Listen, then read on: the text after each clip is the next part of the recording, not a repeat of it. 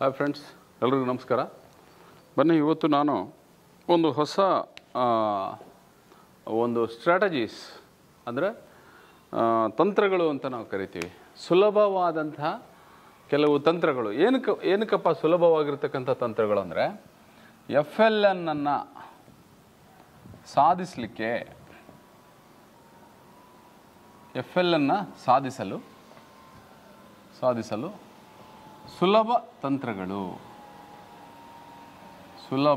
ತಂತ್ರಗಳು ಅಂತ ಕರಿತೀವಿ ನಾವು, ಅಥವಾ ಸುಲಭ ವಿಧಾನಗಳು, ಅಥವಾ ಸುಲಭವಾಗಿರ್ತಕ್ಕಂತಹ ಕ್ರಮಗಳನ್ನು ನೀವು ಅನುಸರಿಸಬಹುದು, ಅಥವಾ ಸ್ಟ್ರಾಟಜೀಸ್ನ ನೀವು ಅಲ್ಲಿ ಅನುಸರಿಸ್ಬೋದು, ಅಥವಾ ಉಪಾಯಬದ್ಧವಾದಂಥ ಉಪಾಯಗಳು ಅಂತ ಕರಿತೀವಿ ನಾವು. ಏನೇನು ಉಪಾಯಗಳನ್ನು ನಾವು ಮಾಡ್ಬೋದಪ್ಪ ಈ FLNಅನ್ನು ಸಾಧಿಸಲಿಕ್ಕೆ. ಸೊ ಇನ್ನು ನೀವು ಹೇಗಾದರೂ ನೀವು ಕರೀರಿ. ಇದನ್ನು ನಾನು ಏನು ಹೇಳ್ತಾ ಇದ್ದೀನಿ ಇವತ್ತು, ಇದು ನಾನು ಜೂನ್ ತಿಂಗಳಿಂದ, ಜೂನ್ ಪ್ರಾರಂಭ ಆಗಿ ಇವತ್ತು ಜುಲೈ 30ನೇ ತಾರೀಕು, ಇವತ್ತು ಜುಲೈ 30ನೇ ತಾರೀಕು, ಆ್ಯಸ್ ಆನ್ ಟುಡೇ, ಇವತ್ತಲ್ಲ ಸಾಯಂಕಾಲ 5:30 ಆಗೈತೆ. ಜುಲೈ 30ನೇ ತಾರೀಕುವರೆಗೂ ಏನು ನಾನು ಶಾಲೆಗಳನ್ನು ವಿಸಿಟ್ ಮಾಡಿದ್ದೀನಿ, ಶಾಲೆಗಳನ್ನು ನೋಡಿದ್ದೀನಿ, FLNಅನ್ನು ಸಾಧಿಸಲಿಕ್ಕೆ ಶಿಕ್ಷಕರಿಗೆ ಏನೇನು ಸಮಸ್ಯೆಗಳಿದ್ದಾವೆ, ಮತ್ತು FLN ಮಕ್ಕಳನ್ನು ಅವರು ಹೇಗೆ ಗುರುತಿಸ್ಕೊಂಡಿದ್ದಾರೆ, ಅಲ್ಲಿ ಏನೇನು ತೊಂದರೆಗಳಾಗಿದ್ದಾವೆ, ಅವನ್ನೆಲ್ಲ ನಾನು ಅಧ್ಯಯನ ಮಾಡಿ 2 ತಿಂಗಳು ಇದನ್ನು ಸ್ವಲ್ಪ ಇನಿಷಿಯೇಷನ್ ತಗೊಂಡು ಈ ಉಪಾಯಗಳನ್ನು, ಈ ಕ್ರಮಗಳನ್ನು, ವಿಧಾನಗಳನ್ನು ಅಥವಾ ತಂತ್ರಗಳನ್ನು ತಮಗೆ ನಾನು ತಿಳಿಸ್ಕೊಟ್ರೆ ಬಹುಶಃ ಒಂದು 10%, ಒಂದು 20% ಇದು ನಮ್ಮ ಗುರುಗಳಿಗೆ, ನಮ್ಮ ಶಿಕ್ಷಕರಿಗೆ ಇದು ಸಹಾಯ ಆಗುತ್ತೆ ಅನ್ನೋಂಥ ಒಂದು ಮನೋಭಾವನೆಯಿಂದ ಈ ಒಂದು ಸಣ್ಣ ಪ್ರಯತ್ನವನ್ನು ಮಾಡಲಿಕ್ಕೆ ನಾನು ಟ್ರೈ ಮಾಡ್ತಾ ಇದ್ದೀನಿ. ನೋಡಿ, ನಾನು ಒಂದು ಶಾಲೆಗೆ ಹೋಗಿದ್ದೆ. ಈ ಶಾಲೆ ವಿದ್ಯಾರ್ಥಿಗಳು ತುಂಬ ಉತ್ತಮ ರೀತಿಯಲ್ಲಿ, ಇದು 7ನೇ ತರಗತಿ, ಅಲ್ಲಿ FLN ಅಂತ ಬಂದಾಗ, ಫೌಂಡೇಶನಲ್ ಲಿಟ್ರಸಿ ಆ್ಯಂಡ್ ನ್ಯೂಮರಸಿ ಅಂತ ಬಂದಾಗ ಮಕ್ಕಳು ಎಲ್ಲಿ ಎಡುತ್ತಾರಪ್ಪ ಅನ್ನೋದನ್ನು ನಾನು ಒಂದಿಷ್ಟು ಪಟ್ಟಿ ಮಾಡಿ ಬಂದಿದ್ದೀನಿ. ಮಕ್ಕಳು ಬರಿಬೇಕಾದ್ರೆ ಏನೇನು ಬರೀತಾರೆ, ಅವಳ ಹೆಸರು ಸಾಕಮ್ಮ ಅಂತ ಬರೆಯೋದನ್ನು ಈ ಮಗು ಸಕಮ್ಮ ಅಂತ ಬರೆದಿದೆ.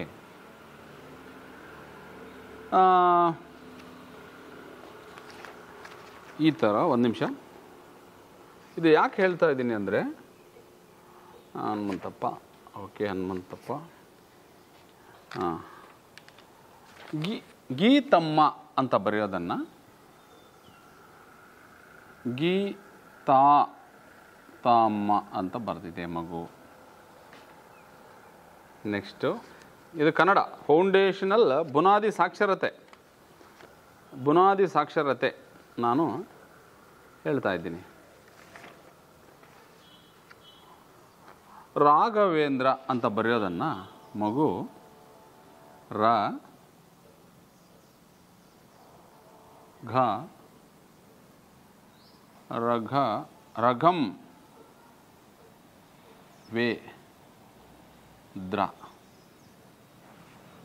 ರಘಂ ವೇದ್ರ. ಅವನು ಅವ್ರ ಅಪ್ಪನ ಹೆಸರು ಬರೆಯಪ್ಪ ಅಂದೆ. 7ನೇ ತರಗತಿ ಹುಡುಗ ಅವನು. ರಾಘವೇಂದ್ರ ಅಂತ ಬರಿ ಅಂದರೆ ಹಿಂಗೆ ಬರ್ದಾನೆ.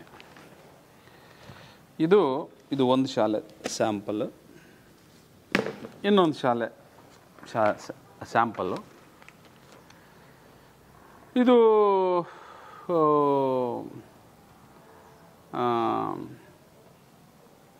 ಹಿರಿಯ ಪ್ರಾಥಮಿಕ ಶಾಲೆ ಅಂತ ಬರೆಯಪ್ಪ ಅಂದರೆ ಅವನು ಹಿರಿಯ ಅಂತ ಬರ್ದಾನೆ. ಹಿರಿಯ ಪ್ರಾಥಮಿಕ ಅಂತ ಬರೆಯೋ ಅಂದರೆ ಅವನು ಪ್ರಾಥಮಿಕ ಅಂತ ಬರ್ದಾನೆ.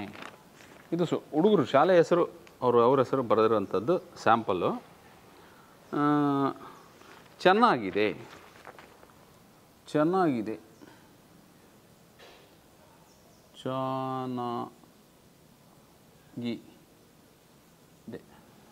ಚೆನ್ನಾಗಿದೆ. ನಾನು ಅಂತ ಬರೆಯೋಕ್ಕೆ ನಾನು. ಓಕೆ. ಇಲ್ಲಿ ಅಂತ ಬರೆಯೋಕ್ಕೆ ಇಲ್ಲಿ ಅಂತ ಬರ್ತಾನೆ. ಇದು 7ನೇ ತರಗತಿ 8ನೇ ತರಗತಿ ಮಗು. ಒಂದು ಎಕ್ಸಾಂಪಲ್. ಈ ಥರ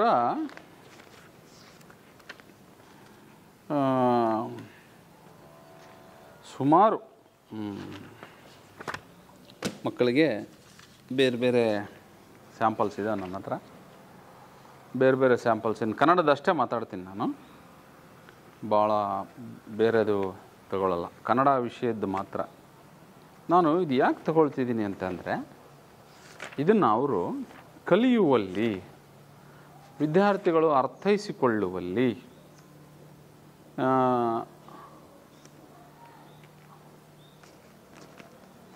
ಅವ್ರಿಗೆ ಎಲ್ಲಿ ತೊಂದರೆ ಆಯಿತು, ಯಾಕೆ ಅವರು ಅರ್ಥೈಸ್ಕೊಂಡಿಲ್ಲ. ಓಕೆ. ಕಲಿಸಿ ಅಂತ ಬರೆಯೋದಕ್ಕೆ ಅವನು ಕಲಿಸಿ ಅಂತ ಬರ್ದ. ಕಲಿಸಿ ಅಂತ ಬರೆಯೋದನ್ನು ಕಲಿಸಿ ಅಂತ ಬರ್ದ. ಆಮೇಲೆ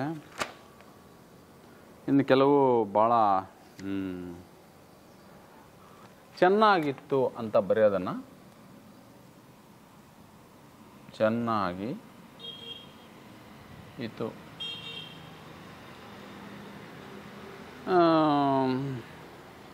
ಇರಲಿ, ಇದು ಇನ್ನು ಇದರಲ್ಲಿ ಚೆನ್ನಾಗಿ ಪಾಠ ಮಾಡುತ್ತಾ ಅಂತ ಅನ್ನೋದಕ್ಕೆ ಅವನು ಪಾಠ ಮಾಡುತ್ತಾ ಅಂತ ಬರೆದ.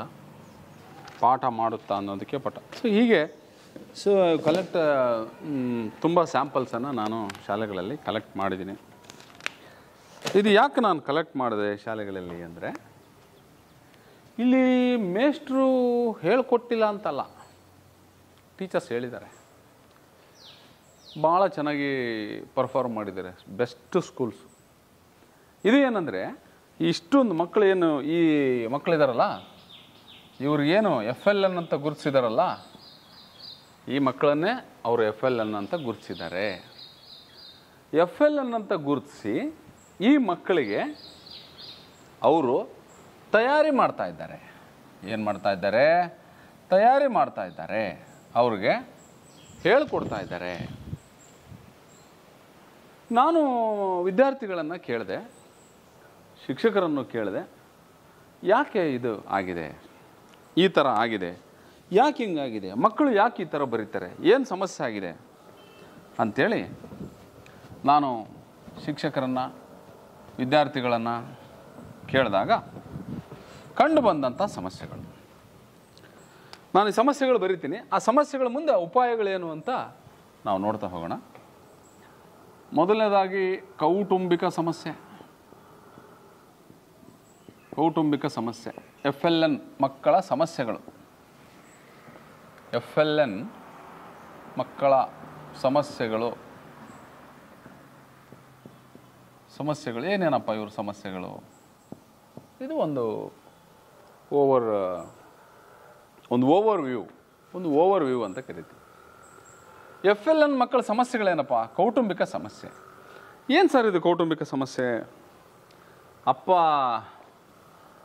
ಕೂಲಿ ಕೆಲಸ ಹೋಗ್ತಾನೆ, ಕೂಲಿ ಕೆಲಸ ಹೋಗಿ ಹಗಲೆಲ್ಲ ದುಡಿದು ಬರ್ತಾನೆ, ದುಡಿದು ಸಾಯಂಕಾಲ ಬರ್ಬೇಕಾರೆ ಸ್ವಲ್ಪ ಮದ್ಯಪಾನ ಮಾಡಿ ಬರ್ತಾನೆ, ಮದ್ಯಪಾನ ಮಾಡಿ ಬಂದು ಹೆಂಡ್ತಿ ಮಕ್ಕಳನ್ನು ಹೊಡಿತಾನೆ. ಹೆಂಡ್ತಿ ಇವನು ಕಾಟ ತಾಳಲಾರ್ದೆ ಆಯಮ್ಮ ತವ್ರ ಮನೆಗೆ ಹೋಗಿದೆ. ಆಯಮ್ಮ ತವ್ರ ಮನೆಗೆ ಪದೇ ಪದೇ ಹೋಗೋದಾಗ ಮತ್ತು ತಾಯಿ ಹತ್ರ ಮಕ್ಕಳು. ಇವನು ಶಾಲೆ ಬಿಟ್ಟು ಅವ್ರ ಅಮ್ಮನ ಜೊತೆಗೆ, ಮತ್ತು ತಾಯಿ ಅವನೊಬ್ಬನೇ ಮಗ. ಈ ಹುಡುಗ 3ನೇ ಕ್ಲಾಸು. ಅವರಮ್ಮ ತವ್ರ ಮನೆಗೆ ಹೋದಾಗಲ್ಲ ಇವನ್ನ ಆಗಲೆಲ್ಲ ಕರ್ಕೊಂಡು ಹೋಗುತ್ತೆ. ಈ ಶಾಲೆ ಬಿಡಿಸಿ ಮನೆಗೆ ಕರ್ಕೊಂಡು ಹೋಗುತ್ತೆ. ಏನು ಮಾಡೋಕ್ಕಾಗಲ್ಲ. ಅವಾಗ ಏನು ಮಾಡ್ತಾರೆ, ನಾನು ಕೇಳಿದೆ, ಸರ್ ಈ ಮಗನ ಹೆಂಗೆ ಸರ್ ಮತ್ತೆ ಕರ್ಕೊಂಬರ್ತೀರಾ ನೀವು, ಹೌ ಇಟ್ ಇಸ್ ಪಾಸಿಬಲ್ ಅಂತ ಕರೆದ್ರೆ, ಸರ್ ನಾವು ಮನೆಗೆ ಹೋಗಿ ಅವರ ಗಂಡ ಹೆಂಡ್ತಿನ ಜಗಳ ಬಗೆಹರಿಸಿ ಅವರಿಬ್ಬರನ್ನ ಒಂದು ಮಾಡಿ ಮಗು ಹಾಳಾಗಿ ಹೋಗುತ್ತಲ್ಲ ನಿಮ್ಮ ಭವಿಷ್ಯಕ್ಕಂತ ನಾವೆಲ್ಲ ಪಂಚಾಯತಿ ಮಾಡಿ ಮನವೊಲಿಸಿ ಮತ್ತು ಆ ಮಗುನ ನಾವು ಸ್ಕೂಲಿಗೆ ಬರೋಂಗೆ ಮಾಡಿದ್ದೀವಿ ಸರ್. ಅವ್ನು ರೆಗ್ಯುಲರ್ ಸ್ಕೂಲಿಗೆ ಬಂದರೆ ನಾವು ಏನಾದರೂ ಕಲಿಸ್ಬೋದು sir. Correct, so very correct. ಎರಡನೇ ಸಮಸ್ಯೆ,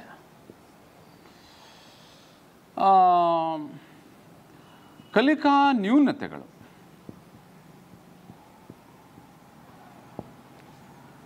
ಮೂರನೇ ಸಮಸ್ಯೆ, ಕಲಿಕಾ ದೋಷಗಳು. ಕಲಿಕಾ ನ್ಯೂನತೆಗಳು ಅಂತ ಬಂದಾಗ, ನ್ಯೂನತೆ ಅಂತ ಬಂದರೆ LSRW,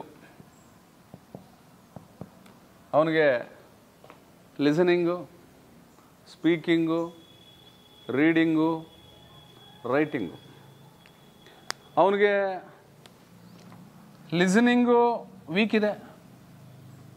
ಅವನು ಮಾಸ್ಟ್ರು ಪಾಠ ಮಾಡುವಾಗ ಎಲ್ಲ ಮಕ್ಕಳು ಸರಿಯಾಗಿ ಕೇಳಿಸ್ತಾರೆ, ಇವನಿಗೆ ಕೇಳಿಸ್ಕೊಳಕ್ಕಾಗಲ್ಲ. ಯಾಕಾಗಲ್ಲ? ಇವನಿಗೆ ಅವಧಾನ ಕೊರತೆ, ಅಟೆನ್ಷನ್ ಇಲ್ಲ.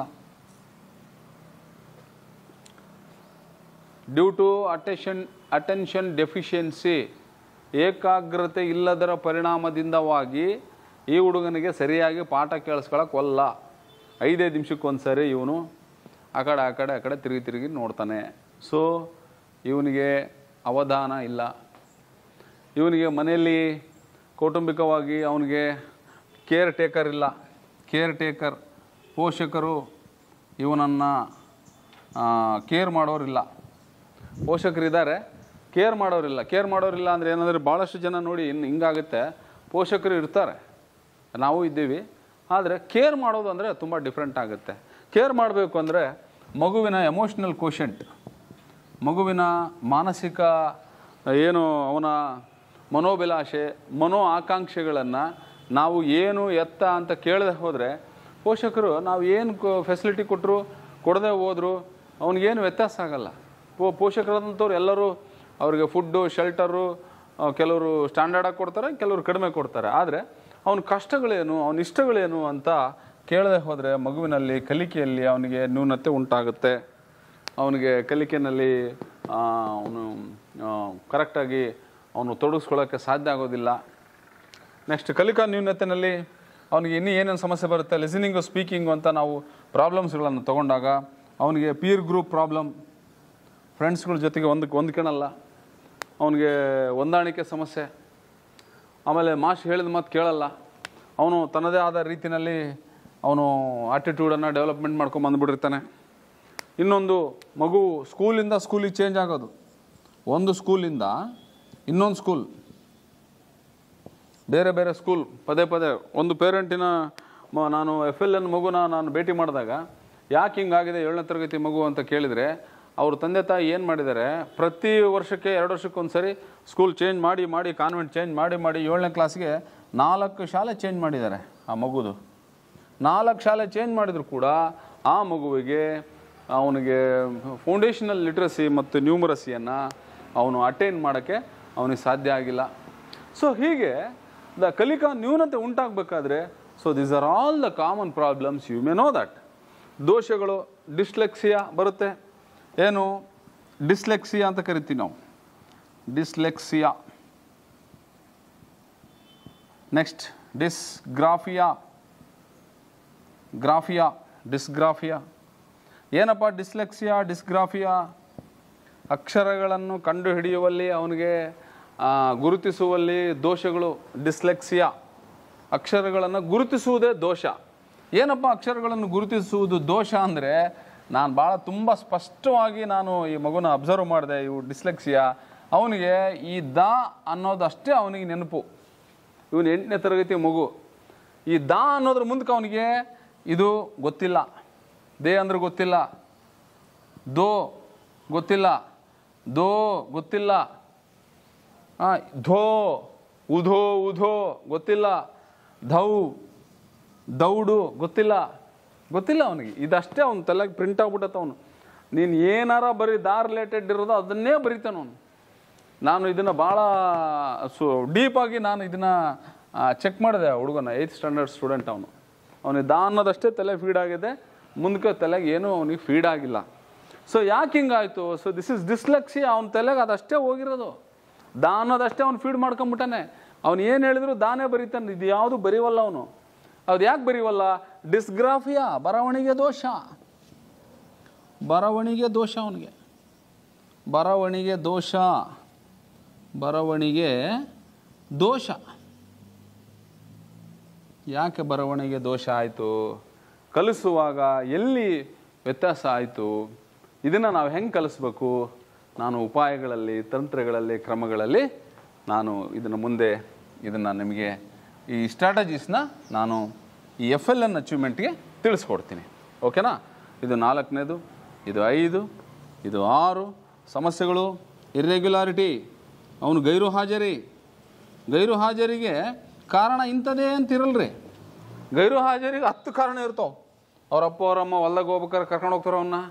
ಮನೆ ಕೆಲಸಕ್ಕೆ ಹೆಣ್ಮಕ್ಳನ್ನ ಮನೆ ಕೆಲಸ ಮಾಡೋಕ್ಕೆ, ಮಗುನ ಎತ್ಕೊಳಕ್ಕೆ, ಮನೆ ಕೆಲಸ ಮಗುನ ಎತ್ಕೊಳ್ಳೋಕ್ಕೆ, ಇನ್ನೂ ಏನೇನೋ ರೀಸನ್ಸ್, ಲಾಟ್ ಆಫ್ ರೀಸನ್ಸ್. ಗೈರು ಹಾಜರಿ, ಮಗು ಕರೆಕ್ಟಾಗಿ ಶಾಲೆಗೆ ಬರೋಲ್ಲ. ದೆನ್ 7, ಒಂದು ಸಾರಿ ಅವನು ಲಿಂಕ್ ತಪ್ಪಿತು ಅಂದರೆ, ಲಿಂಕನ್ನು ಅವನು ಮಿಸ್ಮ್ಯಾಚ್ ಮಾಡ್ಕೊಂಡ ಅಂದರೆ ಅವನಿಗೆ ಮತ್ತೆ ಯಾವ ಕಾರಣಕ್ಕೂ ಕೂಡ ಅವನು ಈ ಕಲಿಕೆಯನ್ನು ಅಚೀವ್ ಮಾಡೋಕ್ಕೆ ಅವನಿಗೆ ಸಾಧ್ಯ ಆಗಲ್ಲ. ಯಾಕೆ ಸಾಧ್ಯ ಆಗಲ್ಲ ಅಂದರೆ, ಮೇಷು ABCD ಪಾಠ ಮಾಡ್ಕೊಂಡು ಹೋಗ್ತಿರ್ತಾರೆ. ABCD ಪಾಠ ಮಾಡ್ಕೊಂಡು ಹೋಗ್ಬೇಕಾದಾಗ ಟೀಚರ್ ಇವನು ಒಬ್ಬನಿಗೆ ಕಾದ್ಕೊಂಡು ಕೂತ್ಕೊಳಕ್ಕಾಗಲ್ಲ, ಮುಂದಕ್ಕೆ ಹೋಗ್ಬಿಡ್ತಾರೆ. ನಾನು ಹೇಳಿದ್ನಲ್ಲ ದಾ ಎಕ್ಸಾಂಪಲ್ ಈ ಥರ. 8ನೇದು ವೈಯಕ್ತಿಕ ಸಮಸ್ಯೆಗಳು.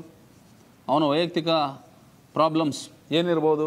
ಅವನಿಗೆ ಮನೆಯಲ್ಲಿ ಆಹಾರ, ನಿದ್ರೆ, ಬಟ್ಟೆ, ಅವನಿಗೆ ಎಮೋಷ್ನಲ್ ಪ್ರಾಬ್ಲಮ್ಸು, ಅಥವಾ ಆರೋಗ್ಯ, ಹೆಲ್ತ್ ಇಶ್ಯೂ, ಏನೋ ಈ ಥರ ವೈಯಕ್ತಿಕ ಪರ್ಸ್ನಲ್ ಪ್ರಾಬ್ಲಮ್ಸ್, ಅಥವಾ ಸೋಷಿಯಲ್ ಪ್ರಾಬ್ಲಮ್ಸ್, ಎನ್ವಿರಾನ್ಮೆಂಟಲ್ ಪ್ರಾಬ್ಲಮ್ಸ್. 9ನೇ ಸೋಷಿಯಲ್ ಪ್ರಾಬ್ಲಮ್ಸ್. ಆಮೇಲೆ 10ನೇದು ಎನ್ವಿರಾನ್ಮೆಂಟಲ್ ಪ್ರಾಬ್ಲಮ್ಸ್. ಎನ್ವಿರಾನ್ಮೆಂಟಲ್ ಪ್ರಾಬ್ಲಮ್ಸ್ ಗೊತ್ತಾಗುತ್ತೆ ನಿಮಗೆ.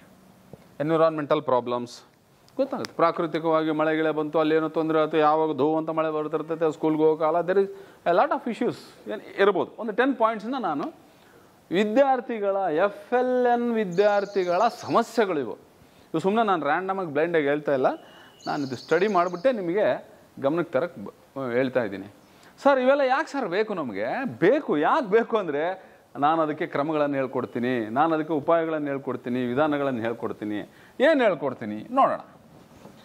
ಮೊದಲನೇದಾಗಿ ಈ FLN ಸಾಧನೆ ಮಾಡೋಕ್ಕೆ ಉಪಾಯಗಳು ಏನೇನಿದಾವಪ್ಪ ಅಂತ ನಾವು ನೋಡೋದಾದರೆ, ಹಾಗಾದರೆ ನಾನು FLN ಅಂದರೆ ಏನು, ಅದರಲ್ಲಿ ಎಷ್ಟು ಕ್ರಮಗಳನ್ನು ಕೊಟ್ಟಿದ್ದಾರೆ, ಎಷ್ಟು ಕಲಿಕಾ ಫಲಗಳನ್ನು ಕೊಟ್ಟಿದ್ದಾರಪ್ಪ ನೋಡಿ ಸರ್.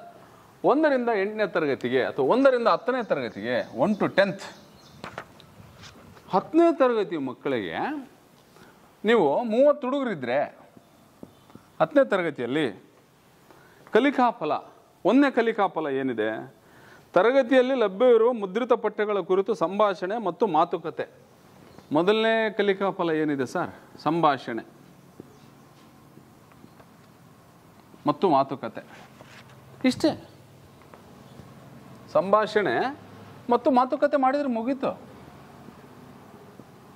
1ನೇ ಕಲಿಕಾಫಲ ರೀಚ್ಡ್. ಮಾತಾಡೋಕ್ಕೆ ಬರಲ್ವ ಅವನಿಗೆ? ಸಂಭಾಷಣೆ ಮಾಡೋಕ್ಕೆ ಬರಲ್ವ ಅವನಿಗೆ? ಬರುತ್ತೆ. ಸಂಭಾಷಣೆ ಮಾಡ್ತಾನೆ, ಮಾತುಕತೆ ಮಾಡ್ತಾನೆ. ಅದಕ್ಕೆ ಮಾತುಕತೆ ಮಾಡ್ತಾನೆ ಇಲ್ವೋ, ಸಂಭಾಷಣೆ ಮಾಡ್ತಾನೆ ಇಲ್ವೋ? ಏನು ಮಾಡ್ತೀವಿ ನಾವು? ಚಂದಮಾಮನ ಕತೆ ಹೇಳಿಸ್ತೀವಿ, ಪುಸ್ತಕಗಳನ್ನ ನೋಡ್ತೀವಿ, ಮಿಂಚುಪಟ್ಟಿ ತೋರಿಸ್ತೀವಿ, ಪಠ್ಯದಲ್ಲಿನ ಚಿತ್ರಪಟ ತೋರಿಸ್ಬಿಟ್ಟು ಅದರಲ್ಲಿ ಸನ್ನಿವೇಶದ ಬಗ್ಗೆ ವಿವರ ಮಾಡಪ್ಪ, ಈ ಚಿತ್ರ ನೋಡಿ ಏನು ಹೇಳಪ್ಪ, ಹೇಳ್ತಾನೆ. ಲಿಸನಿಂಗ್ ಕಾಂಪಿಟೆನ್ಸಿ, ಹೇಳುವುದು ಮತ್ತು ಕೇಳುವುದು, listening and speaking competency, listening ಮತ್ತು ಸ್ಪೀಕಿಂಗು ಪ್ರತಿಯೊಬ್ಬ ಹುಡುಗನಿಗೂ ಬಂದೇ ಬರುತ್ತೆ. ಹೇಳ್ತಾನೆ ಕೇಳ್ತಾನೆ. 1ನೇ ಕಾಂಪಿಟೆನ್ಸಿ ಅಚೀವ್ ಆಯಿತು. ಎಂಥ 1ರಿಂದ 10ನೇ ತರಗತಿಗೆ 1ನೇ ಕಾಂಪಿಟೆನ್ಸಿ ಎಲ್ಲ ಮಕ್ಕಳು ಅಚೀವ್ ಮಾಡ್ತಾರೆ. ಎಸ್ಪೆಷಲಿ 1, 2, 3ನೇ ತರಗತಿಯಲ್ಲಿ ಸ್ವಲ್ಪ ಇವರಿಗೆ ಸಂಭಾಷಣೆ ಮಾಡೋಕ್ಕೆ, ಮಾತುಕತೆ ಮಾಡೋಕ್ಕೆ ಎಡರು-ತೊಡರಾಗ್ಬೋದು. ಆದರೆ 8ರಿಂದ 10ನೇ ತರಗತಿ ಮಕ್ಕಳಿಗೆ, 8 ಮತ್ತು 9 ಮತ್ತು 10 ಸ್ಟ್ಯಾಂಡರ್ಡ್ ಸ್ಟೂಡೆಂಟ್ಸ್ಗೆ, ಹೈಸ್ಕೂಲ್ಗೆ, ಅದರಲ್ಲೂ ಎಸ್ಪೆಷಲಿ 10th ಸ್ಟ್ಯಾಂಡರ್ಡ್ ಸ್ಟೂಡೆಂಟ್ಗೆ ಏನು ಸಮಸ್ಯೆ ಇದೆ ಲಿಸನಿಂಗು ಮತ್ತು ಸ್ಪೀಕಿಂಗಲ್ಲಿ? 2 ಕಾಂಪಿಟೆನ್ಸಿ ಅಚೀವ್ ಮಾಡ್ತಾನೆ. ಇದು ಯಾಕೆ ನಿಮಗೆ ಹೆಲ್ಪ್ ಆಗುತ್ತೆ ಅಂದರೆ, ನೋಡಿ, ನೀವು FLN ಗುರುತಿಸಿದ ಮಕ್ಕಳು ಅಂತ FLN ಅನ್ನು ನೀವು ಗುರುತಿಸ್ಕೊತೀರಲ್ಲ, ಗುರುತಿಸುವಾಗ ಏನು ಸಮಸ್ಯೆ ಆಗುತ್ತೆ ಹೇಳ್ಬಿಡ್ತೀನಿ. 2ನೇ ಕಾಂಪಿಟೆನ್ಸಿ ಒಂದಾಯ್ತಲ್ಲ, ಇನ್ನು ಬರ್ತೀನಿ. 2ನೇದೇನಿದೆ ಕಾಂಪಿಟೆನ್ಸಿ? 2ನೇ ಕಲಿಕಾಫಲ, ಪ್ರಶ್ನೆಯನ್ನು ಕೇಳುವ ಮೂಲಕ ಸಂಭಾಷಣೆಯನ್ನು ತೊಡಗುವರು ಮತ್ತು ಆಲಿಸುವರು. ಏನನ್ನ? ಪ್ರಶ್ನೆಯನ್ನು ಕೇಳುವ ಮೂಲಕ, ಇಲ್ಲಿ ಕೂಡ ಅಷ್ಟೇ, ಸಂಭಾಷಣೆಯಲ್ಲಿ ತೊಡಗುವರು ಮತ್ತು ಆಲಿಸುವರು. ಇದು ಕೂಡ ಏನು? ಲಿಸನಿಂಗು ಮತ್ತು ಸ್ಪೀಕಿಂಗು ಕಾಂಪಿಟೆನ್ಸಿ.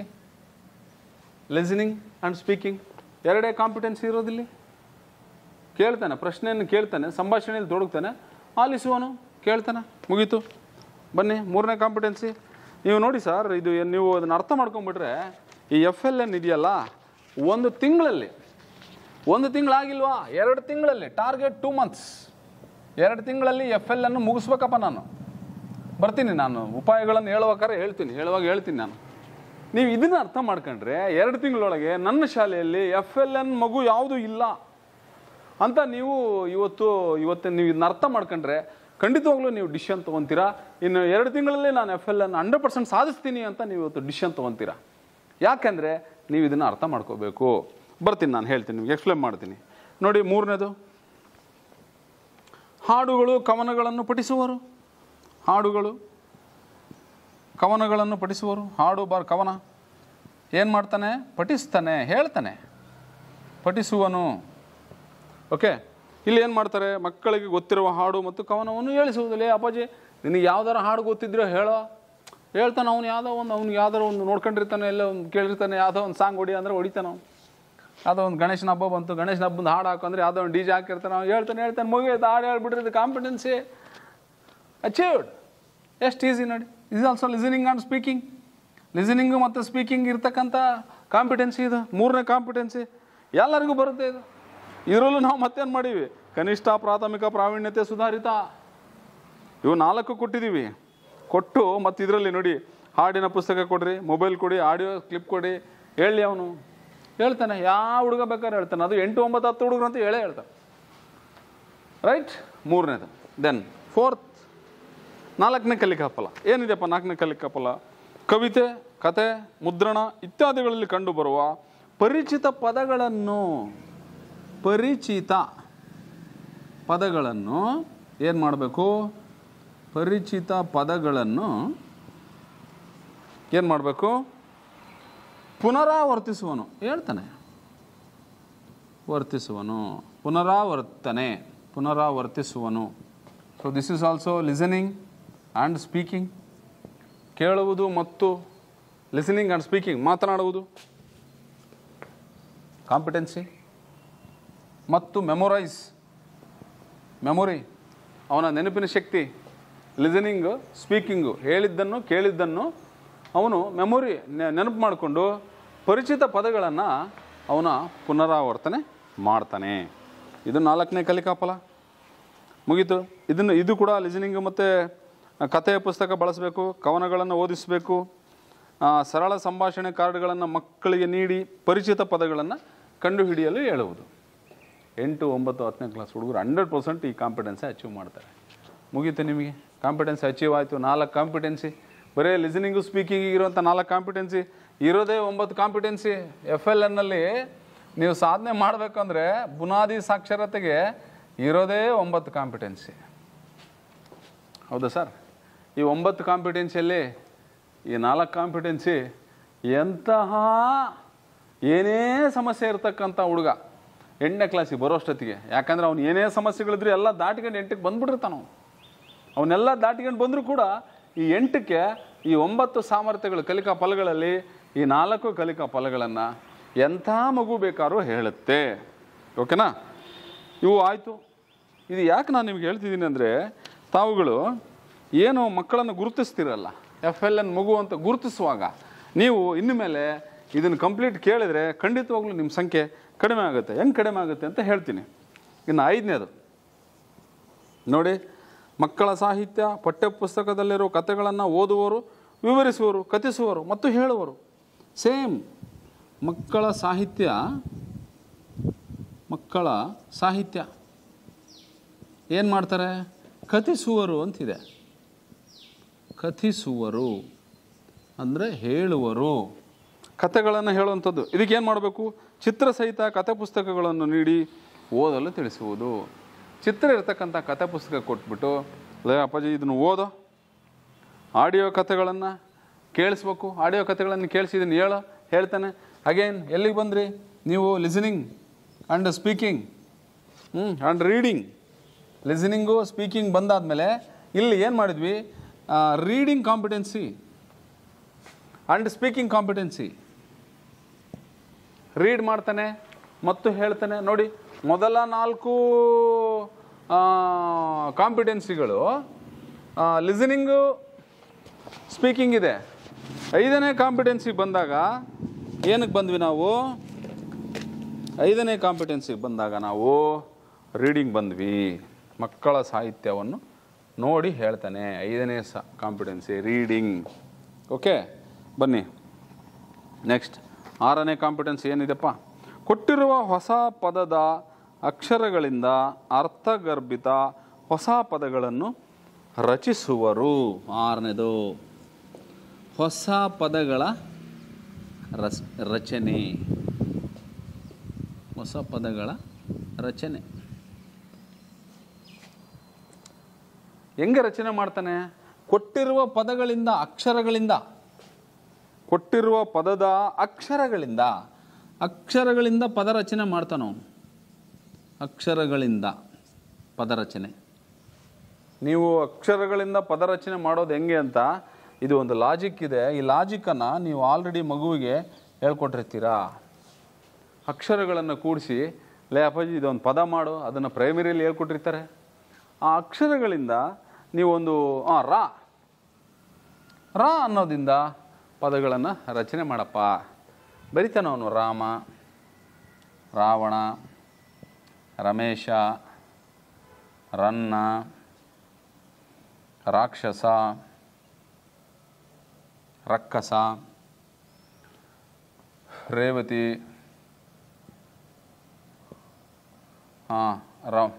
ರಮ್ಯ ಬರಿತಾನೆ. ರಾ ಇಂದ ಅಕ್ಷರಗಳನ್ನು ಬರಿತಾನೆ. ಹೊಸ ಪದಗಳ ರಚನೆ ಮಾಡ್ತಾನೆ. Competency achieved. ಮುಗೀತು ನೋಡಿ, FLN ಮುಗ್ದ ಹೋಯ್ತು. ಇವು 6 ಕಾಂಪಿಟೆನ್ಸಿ ಬಂದ್ವಲ್ಲ, ಇನ್ನು 3 ಕಾಂಪಿಟೆನ್ಸಿ ಇರೋದು. ಆ 3 ಕಾಂಪಿಟೆನ್ಸಿಗಳು ಬರ್ತಾವೋ ಇಲ್ಲ ಅಂತ ಅವನ್ನ ನೀವು ಚೆಕ್ ಮಾಡಿಬಿಟ್ರೆ ಅಲ್ಲಿಗೆ FLN ಅನ್ನು 2 ತಿಂಗಳಲ್ಲೇ ಸಾಧಿಸ್ಬೋದು. ಸ್ಟ್ರಾಟಜಿ ಹೇಳ್ತೀನಿ ನಾನು, ಬರ್ತೀನಿ ನಿಮಗೆ ಹೇಳ್ತೀನಿ. ಓಕೆ, ದೆನ್ 7ನೇ ಕಲಿಕಾಫಲ. 7ನೇ ಕಲಿಕಾಫಲ ಏನಿದೆಪ್ಪ?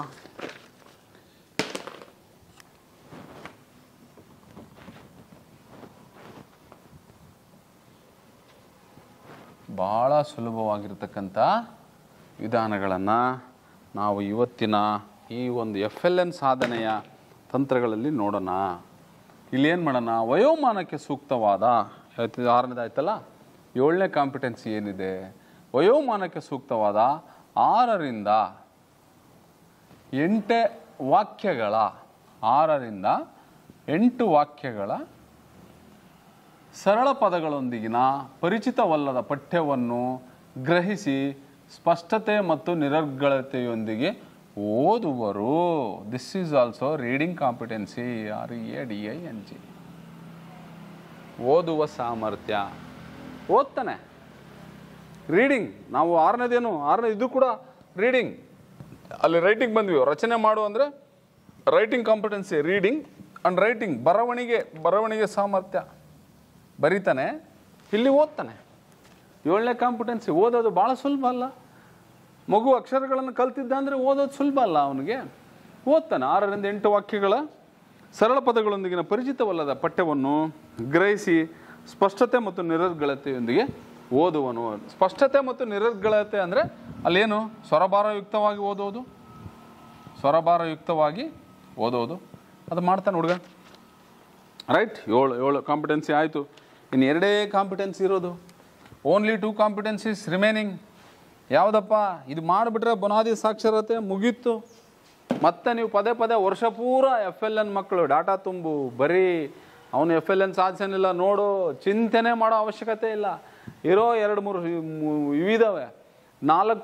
ಮೊದಲ 4 ಕಲಿಕಾ ಫಲಗಳು ರೀಡಿಂಗ್ ಇದ್ವು.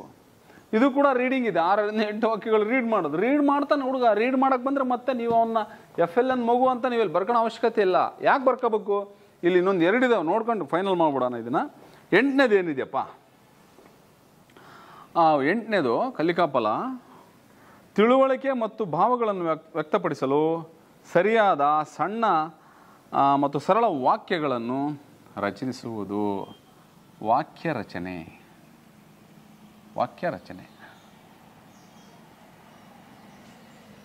ಇದು ಬರಬೇಕು ಅವನಿಗೆ. ಸೆಂಟೆನ್ಸ್ ಕನ್ಸ್ಟ್ರಕ್ಷನ್, ರೈಟಿಂಗ್ ಎಬಿಲಿಟಿ, ಬರವಣಿಗೆ ಕೌಶಲ, ಬರವಣಿಗೆ ಬರ್ಬೇಕು. ವಾಕ್ಯ ರಚನೆ ಮಾಡೋಕ್ಕೆ ಬರ್ಬೇಕು. ಇಲ್ಲಿ ನಿಂತ್ಕೊಂತ ನಿಮ್ಮ ಗಾಡಿ ಇಲ್ಲಿವರೆಗೂ ಫಾಸ್ಟಾಗಿ ಹೋಯ್ತು, ಇಲ್ಲಿ ನಿಂತ್ಕೊಂತು. ಅವನಿಗೆ ವಾಕ್ಯ ರಚನೆ ಮಾಡೋಕ್ಕೆ ಬರಬೇಕು ಅಂದರೆ ಅವನಿಗೆ ಪದಗಳ ಜ್ಞಾನ ಇರಬೇಕು, ಅಕ್ಷರಗಳ ಜ್ಞಾನ ಇರಬೇಕು. ಅಂದರೆ ಅಕ್ಷರಗಳನ್ನು ಅವನು ಗುರುತಿಸ್ತಿರ್ಬೇಕು, ಅದರ ತಿಳುವಳಿಕೆ ಇರಬೇಕು. ತಿಳುವಳಿಕೆ ಅಂದರೆ ಏನಿರಬೇಕು? ಅದರ ಲಕ್ಷಣಗಳು ಅವನಿಗೆ ಗೊತ್ತಿರಬೇಕು. ಅವನಿಗೆ ಲಕ್ಷಣಗಳು, ಜ್ಞಾನದಲ್ಲಿ ಅವನಿಗೆ ಅಕ್ಷರ ಗುರುತಿಡ್ಕೊಂಡ್ರೆ ಅದರ ತಿಳುವಳಿಕೆ ಬಂದರೆ ಅದರ ಲಕ್ಷಣಗಳನ್ನು ಅರ್ಥ ಮಾಡ್ಕೋಬೇಕು. ಅದರ ಲಕ್ಷಣಗಳನ್ನು ಅರ್ಥ ಮಾಡ್ಕೊಂಡ್ರೆ ಏನಾಗುತ್ತೆ? ಅವನಿಗೆ ಅದು ಅರ್ಥ ಆಗುತ್ತೆ. ಅದರ ಅರ್ಥ ತಿಳ್ಕೋಬೇಕು. ಪ್ರತಿ ಪದದ ಅರ್ಥವನ್ನು ಅವನು ಗ್ರಹಿಸಬೇಕು. ಗ್ರಹಿಕೆ ಇಲ್ಲಿ ಅದನ್ನೇ ಹೇಳಿದ್ದಾರೆ. ಇಲ್ಲಿ ವಾಕ್ಯ ರಚನೆ ಮಾಡಬೇಕು ಅಂದರೆ ಏನು ಹೇಳಿದ್ದಾರೆ? ಅವರ ತಿಳುವಳಿಕೆ ಮತ್ತು ಭಾವಗಳನ್ನು ವ್ಯಕ್ತಪಡಿಸಲು ಸರಿಯಾದ ತಿಳುವಳಿಕೆ ಮತ್ತು ಭಾವನೆಗಳನ್ನು ವ್ಯಕ್ತಪಡಿಸಲಿಕ್ಕೆ ಸರಿಯಾದ ಮತ್ತು ಸಣ್ಣ ಏನೋ ಇದನ್ನು ವಾಕ್ಯಗಳನ್ನು ರಚಿಸಬೇಕು ಅಂತ ಅನ್ನೋದನ್ನು ಇಲ್ಲಿ ಅರ್ಥ ಮಾಡ್ಕೋಬೇಕು. ಇಲ್ಲಿ ಅರ್ಥ ಮಾಡ್ಕೊಂಡು ಬರೀಬೇಕು ಅಂದರೆ ಅವನಿಗೆ ವಾಕ್ಯ ರಚನೆ ಮಾಡಬೇಕು ಅಂದರೆ ಅವನಿಗೆ ಈ ಕಾಂಪಿಟೆನ್ಸಿಗಳು ಅವನಿಗೆ ಬರಬೇಕು. ಬಂದರೆ ಮಾತ್ರ ವಾಕ್ಯ ರಚನೆ ಮಾಡೋಕ್ಕೆ ಬರುತ್ತೆ. ಇಲ್ಲಿ ನಿಮಗೆ ಸ್ವಲ್ಪ ಕೆಲಸ ಹಿಡಿಯುತ್ತೆ ಟೀಚರ್ಸ್ಗೆ. ಇದಕ್ಕೆ ಏನು ಮಾಡಬೇಕು? ನಾನು ಉಪಾಯಗಳನ್ನು ಹೇಳ್ತೀನಿ, ಸ್ಟ್ರಾಟಜೀಸ್ನ ನಾನು ಹೇಳ್ಕೊಡ್ತೀನಿ, ಬರ್ತೀನಿ ನಿಮಗೆ. 9ನೇದು ಏನಪ್ಪ? Last one. ಸ್ಪಷ್ಟ ಬರವಣಿಗೆಯೊಂದಿಗೆ 4-5 ಸಣ್ಣ ವಾಕ್ಯಗಳನ್ನು ಬರೆಯೋದು. ಸೇಮ್ 4ರಿಂದ 5 ಸಣ್ಣ ವಾಕ್ಯಗಳು, ಸಣ್ಣ ವಾಕ್ಯ ಬರಿಬೇಕು. ಬರೆದ್ರೆ ಮುಗೀತು ಬರವಣಿಗೆ. ಇವೆರಡೇ ನಿಮಗೆ ಸಮಸ್ಯೆ ಇರೋದು. 8 ಮತ್ತು 9ನೇದು ಅವನು ಸ್ವಂತ ವಾಕ್ಯ ರಚನೆ ಮಾಡಬೇಕು. 4ರಿಂದ 5 ಸಣ್ಣ ವಾಕ್ಯಗಳನ್ನು ಅವನು ಬರಿಬೇಕು.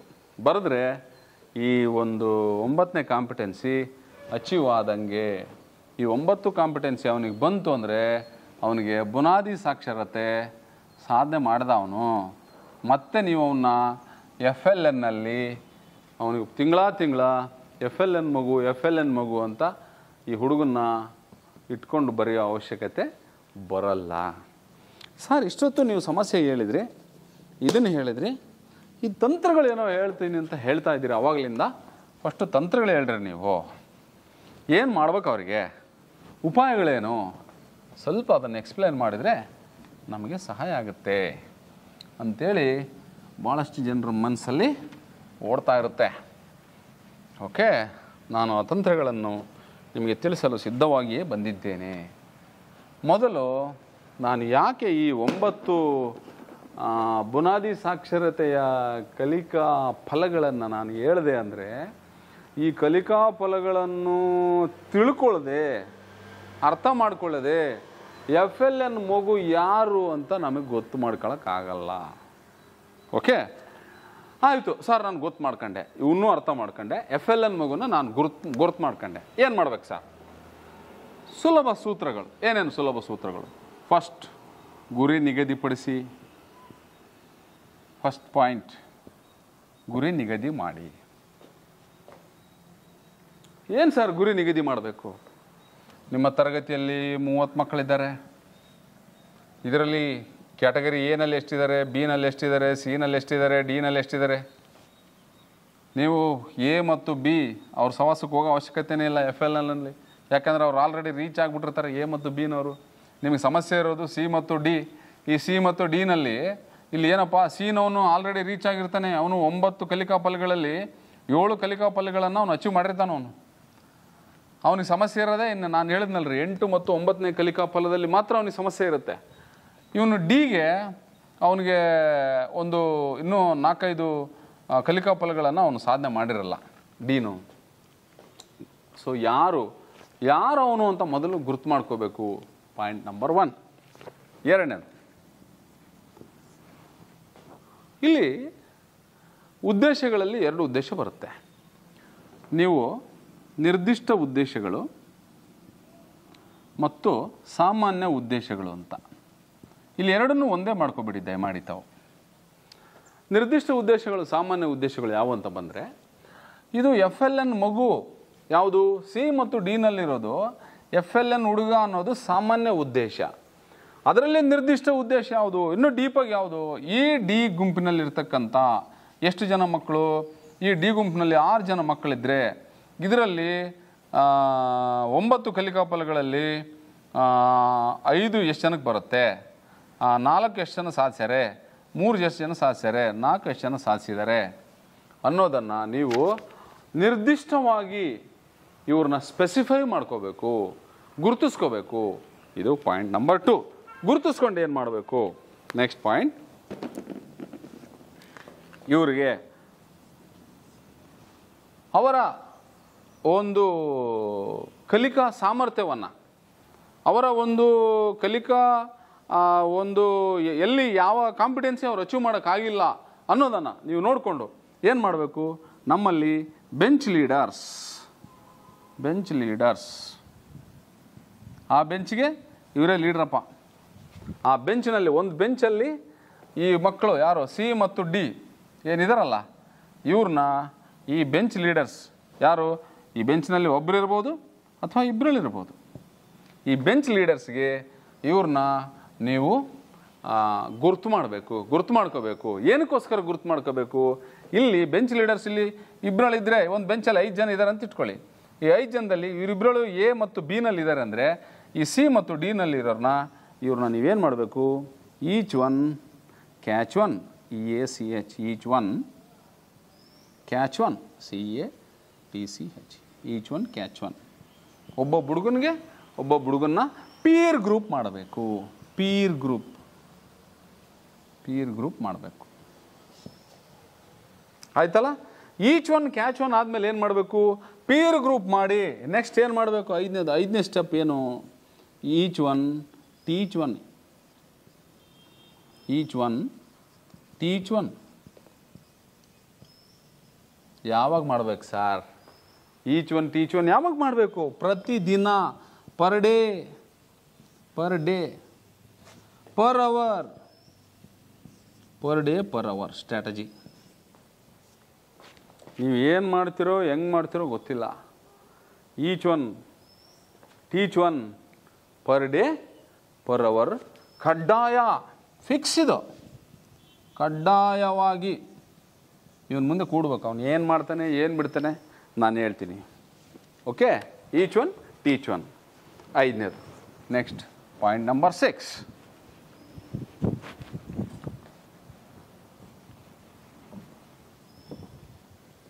ಮಾಡಿ ಆದಮೇಲೆ ಕಂಟೆಂಟ್ ಏನಪ್ಪ? ಇದು ಭಾಳ ಮುಖ್ಯ, ತುಂಬ ಇಂಪಾರ್ಟೆಂಟ್ ಕಂಟೆಂಟ್ ಇದು.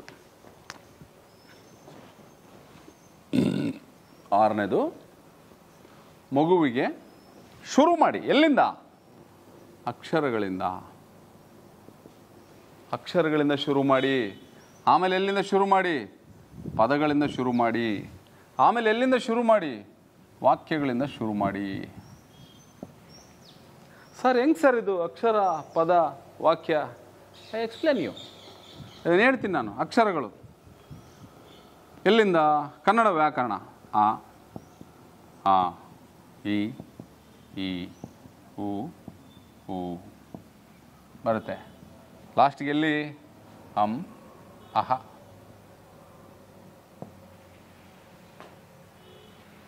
ಬರ್ತೀರಿ? ಆ ಈ ಆದಮೇಲೆ ಕ, ಖ, ಗ, ಘ, ಞ,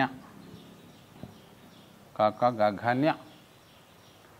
ಕ, ಚ ಬರುತ್ತೆ. ಕ, ಚ, ಟ, ತ, ಪ. ನೆಕ್ಸ್ಟ್ ಯಾ, ರ, ಲ, ವ, ಶೇಷ, ಸಹಳ, ಕ್ಷಾತ್ರ, ಜ್ಞ, ಯ. 49 ಅಕ್ಷರಗಳು. ಅಕ್ಷರಗಳನ್ನು ಏನು ಮಾಡಬೇಕು? ಅವನು ಗುರುತಿಸಬೇಕು. ಮೊದಲನೇದು ಅಕ್ಷರಗಳನ್ನು ಗುರುತಿಸಬೇಕು. ಸರ್ ಏನು ಸರ್ ಅಕ್ಷರ ಗುರುತಿಸೋಕೆ ಬರಲ್ವಾ? ಬರಲ್ಲ. ಅಕ್ಷರ ಗುರುತಿಸೋಕೆ ಬಂದರೆ ಅವನು ತಪ್ಪು ಬರೆಯಲ್ಲ. ಭಾಳ ಸಂದರ್ಭದಲ್ಲಿ ಅಕ್ಷರ ಗುರುತಿಸ್ತಾನೆ ರೀ, ಆದರೆ ಅವನಿಗೆ ಕಾಗುಣಿತ ಗುರುತಿಸಲ್ಲ. ಅದಕ್ಕೆ ಏನು ಮಾಡ್ಬೇಕು sir strategy? I explain you. ಆ ಈ ಬರೆದ ಮೇಲೆ ಅವನಿಗೆ ಹೇಳ್ಕೊಡಿ, ಅಪ್ಪಾಜಿ ಇವನ್ನ ಸ್ವರಗಳಂತ ಕರಿತೀವಿ ಕಣ. ಹೇಳ್ಬೇಕು. 8, 9, 10ಕ್ಕೆ ಅವನು each one catch one, each one catch one and each one teach one ಅಂತ ಏನು ನಾವು ಮಾಡಿದ್ದೀವಲ್ಲ, ಈ ಗ್ರೂಪ್ ಲೀಡರ್ ಏನು ಇದ್ರಲ್ಲ, ಬೆಂಚ್ ಲೀಡರ್ಸ್ ಏನಿದ್ರಲ್ಲ, ಎ ಮತ್ತು ಬಿ ಇದ್ರಲ್ಲ, ನೀವು ಇವ್ರನ್ನ ಎಜುಕೇಟ್ ಮಾಡಿ. ಫಸ್ಟು ಇವ್ರನ್ನ ಎಜುಕೇಟ್ ಮಾಡಿ. ಎ ಮತ್ತು ಬಿನವ್ರಿಗೆ 7ನೇ ಪಾಯಿಂಟು ಏನಂದರೆ, 7ನೇ ಪಾಯಿಂಟು ಅವ್ರನ್ನ ಎಜುಕೇಟ್ ಮಾಡಿ. ಯಾರಿಗೆ? ಎಜುಕೇಟ್ ಮೆಂಟರ್ಸ್ ಅಂತ ಕರಿತೀವಿ ನಾವು. ಇವ್ರನ್ನ ಮೆಂಟರ್ಸ್ ಅಂತ ಕರಿತೀವಿ. ಮೆಂಟರ್ಸ್ ಅಂದರೆ ಪೀರ್ ಗ್ರೂಪ್. ಅವ್ರನ್ನ ಮೆಂಟ್ರಿಂಗ್ ಮಾಡಬೇಕು. ಅವ್ನ ಕಷ್ಟ ಸುಖ ಕೇಳಬೇಕು. ಅವ್ನ ದೋಸ್ತ, ಫ್ರೆಂಡ್. ಎಜುಕೇಟ್ ಮೆಂಟರ್ಸ್ನ ಎಜುಕೇಟ್ ಮಾಡಬೇಕು. ಹೆಂಗೆ ಎಜುಕೇಟ್ ಮಾಡಬೇಕು? ನಾವು ಮೆಂಟರ್ನ ನಾವು ಎಜುಕೇಟ್ ಮಾಡಬೇಕು. ಟೀಚರ್ ಆದವರು ಮೆಂಟರ್ನ ಎಜುಕೇಟ್ ಮಾಡಬೇಕು. ಆಮೇಲೆ ಅವನು ಫ್ರೆಂಡ್ಗೆ ಮೆಂಟರಿಂಗ್ ಮಾಡ್ತಾನೆ. ಏನು ಮಾಡ್ತಾನೆ? ಎಜುಕೇಟ್ ಮಾಡಬೇಕು. ಹೆಂಗೆ? ಅವ್ನಿಗೆ ಹೇಳ್ಬೇಕು, ಲೇ ಇವು ಸ್ವರಗಳು ಕಣ, ಇವು ವ್ಯಂಜನಗಳು ಕಣ, ಸ್ವರಗಳು ವ್ಯಂಜನಗಳು ಕಣ, ಇವು ಯೋಗವಾಹಕ ಕಣ, ಯೋಗವಾಹಕ ಹಂಗಂತ ಕರಿತೀವಿ ಕಣಪ್ಪ ಇವನ್ನ. Yes sir. ಇದು ಎಷ್ಟು ನಿಮ್ಗೆ ನಾನು ನೋಡಿ 2 ತಿಂಗಳು ಟೈಮ್ ಬರೆದಿದ್ದೀನಿ. 1 ವಾರ ಬರೀ ಇದೇ ಕೆಲಸ ಮಾಡಲಿ ಅವರು. 1 ವಾರ ಏನು ಬರೀ ಅಕ್ಷರ ಕಂಡುಹಿಡಬೇಕಪ್ಪ. ಇದರ ಸ್ವರ ಯಾವುದು, ವ್ಯಂಜನ ಯಾವುದು, ಯೋಗವಾಹಕ ಯಾವುದು, ಬರೀ ಇದೇ ಕೆಲಸ. ಬೇರೆ ಏನೂ ಮಾಡೋದು ಬೇಡ. ಹೋದ್ರೋಗ್ಲಿ 1 ವಾರ ಪರವಾಗಿಲ್ಲ. ಯಾಕಂದರೆ ಇನ್ನು 2 ತಿಂಗಳಿಗೆ FLN ಮಕ್ಕಳು ನನ್ನ ಶಾಲೆಯಲ್ಲಿ ಯಾರೂ ಇರೋಲ್ಲ. ನಾನು ಡಿಸಿಷನ್ ತೊಗೊಂಡಿದ್ದೀನಿ, ನಾನು ಮಾಡ್ತೀನಿ. ಅದಕ್ಕೆ ನಾನೇನು ಮಾಡ್ತೀನಿ? ಸ್ಟೆಪ್ 1 ಅಕ್ಷರಗಳನ್ನು ಗುರುತಿಸೋದು. ವೆರಿ ಫಸ್ಟ್ ಬಿಗಿನಿಂಗ್ ಮುಗೀತಲ್ಲಿಗೆ. ಅಕ್ಷರ ಅವ್ನಿಗೆ ಐಡೆಂಟಿಫೈ ಮಾಡೋಕ್ಕೆ ಬಂತು, ಡನ್. 1 ವಾರ ಬರೀ ಅದೇ ಕೆಲಸ. 2ನೇದು ಅಕ್ಷರಗಳ ಲಕ್ಷಣಗಳನ್ನು ತಿಳ್ಕೋಬೇಕು ಅವನು. ಅಕ್ಷರ ಗುರುತಿಸಿದ್ನ 1 ವಾರ. ಆಮೇಲೆ ಏನು ಮಾಡ್ತಾನೆ? ಗುರುತಿಸಿ ಆದಮೇಲೆ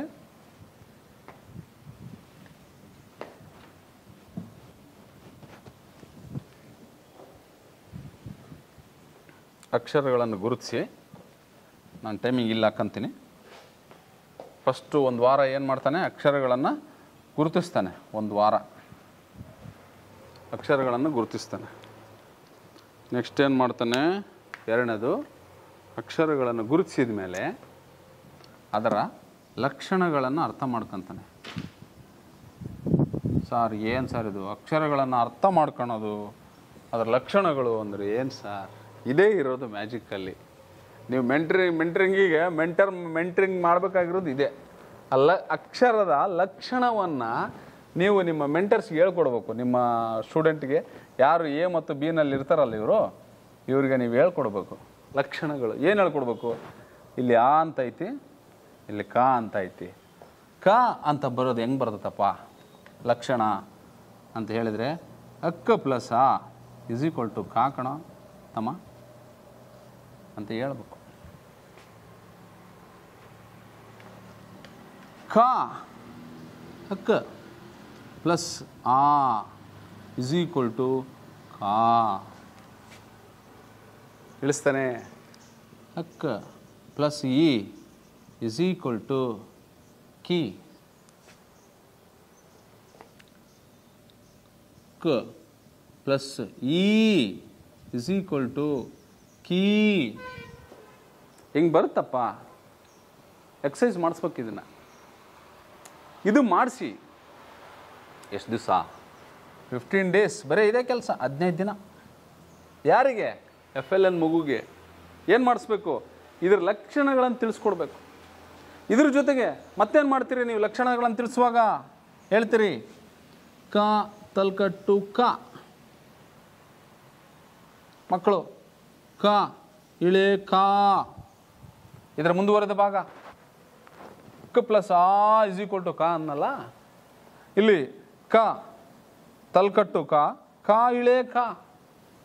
ಕಾ ಗುಡಿಸಿನ ದೀರ್ಘ ಕಿ. ಹೇಳ್ತಾನೆ ಹುಡುಗ. ಕಾ ಗುಡಿಸಿನ ದೀರ್ಘ ಕೀ ಹೇಳ್ತಾನೆ ಹುಡುಗ. ಈಗ ನೀವೇನು ಮಾಡಬೇಕು?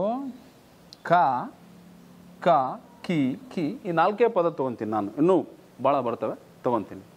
ಈ ಲಕ್ಷಣಗಳನ್ನು ಹೇಳ್ಕೊಟ್ಟ ಮೇಲೆ ಕಾ ತಲ್ಕಟ್ಟು ಕ ಕ ಅನ್ನೋಂಥ ಪದ, ಆ ಕ ಪ್ಲಸ್ ಆ ಅನ್ನೋಂಥ ಪದಗಳು ಯಾವ್ಯಾವ ಇದ್ದಾವೆ ಫಸ್ಟ್ ಪದಗಳನ್ನು ಹುಡುಕಿ ಬರೀರಪ್ಪ. ಪದಗಳನ್ನು ಹುಡುಕಿ ಬರೀರಪ್ಪ. ಕ ಪ್ಲಸ್ ಆ ಕ ಕ ಬರ್ತಾನೆ, ಅವನು ಬರಿತಾನೆ. ಕಮಲ ಬರಿತಾನೆ. ಕಾ ತಲ್ಕಟ್ಟು ಗೊತ್ತಾದರೆ ಅವನಿಗೆ ಕಾ ತಲ್ಕಟ್ಟು ಗೊತ್ತಾಗುತ್ತೆ, ಗಾ ತಲ್ಕಟ್ಟು ಗೊತ್ತಾಗುತ್ತೆ. ಗಾ ಗಾ ತಲ್ಕಟ್ಟು ತಲ್ಕಟ್ಟು ಬರೋಂಥ ಯಾವ್ಯಾವ ವಿಧಪ್ಪ? ಗಮನ ಬರಿತಾನೆ. ಮತ್ತೆ ಯಾವುದಿದಪ್ಪ? ಚ ಚರಕ ಬರಿತಾನೆ. ತಲ್ಕಟ್ಟು ಇರುವಂಥವು.